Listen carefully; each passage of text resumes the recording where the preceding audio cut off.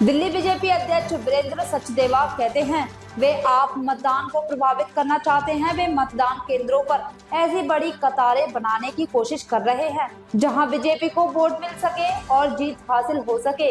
वे यह सुनिश्चित करना चाहते हैं उन मतदान केंद्रों पर मतदान प्रतिशत कम हो जाता है।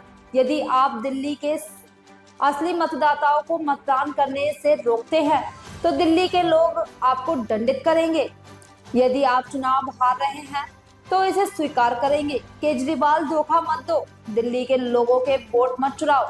हम चुनाव से शिकायत कर रहे हैं। का जो वोटर होता है वो जब वापस जाता है तो दोबारा वोट डालने नहीं आता है,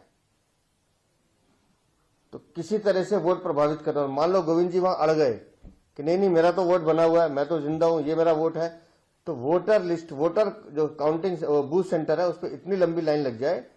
ये वो वोट है जहां बीजेपी को जीतना है, ये वो बूथ है जहां बीजेपी जीत सकती है, तो वहां इतनी लाइन लग जाए कि वोट परसेंटेज कम हो जाए। ये है आम आदमी पार्टी का खेल।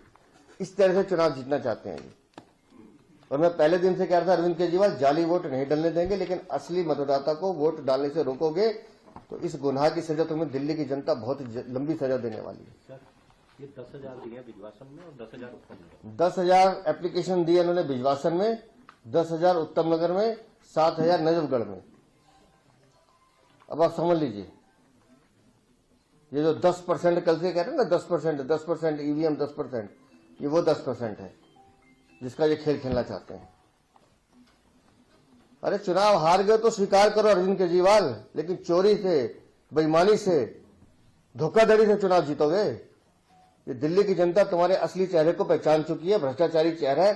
तुमने जितना दिल्ली को लूटना था लूट चुके, लेकिन अब कम से कम उनका मत तो मत लूटो, उनका अधिकार तो मत छीनो। एक आम आदमी दिल्ली का अगर वोट डालना चाहता है तो उसका वोट को भी तुम छीनने का काम कर रहे हो। यह है तुम्हारा कांड। इस पूरी की शिकायत चुनाव आयोग से अभी हम कर रहे हैं, और इन व्यक्तियों से जिनके इनके नाम की एप्लीकेशन है, इनसे भी व्यक्तिगत हम एप्लीकेशन चुनाव आयोग में जमा करा रहे हैं। और हम चुनाव आयोग से मांग कर रहे हैं किसी भी पॉलिटिकल पार्टी की, चाहे वो बीजेपी की हो, चाहे आम आदमी पार्टी की हो, चाहे कांग्रेस की हो, उनकी द्वारा दी गई एएसडी लिस्ट को वेरीफाई ना माना जाए। जो सरकारी बीएलओ, जो चुनाव आयोग द्वारा जो निर्धारित व्यक्ति है बीएलओ, उसने जो लिस्ट दी है उसको वेरीफाई माना जाए और उसके व्याप के अंदर वोट डालने की प्रक्रिया को सुनिश्चित किया जाए। और हम तो वही मैं कह रहा हूं ना कि किसी भी पार्टी की लिस्ट को चुनाव आयोग स्वीकार न करे, ये हमारी उनसे मांग है। ये राइटिंग में भी हम भेज रहे हैं।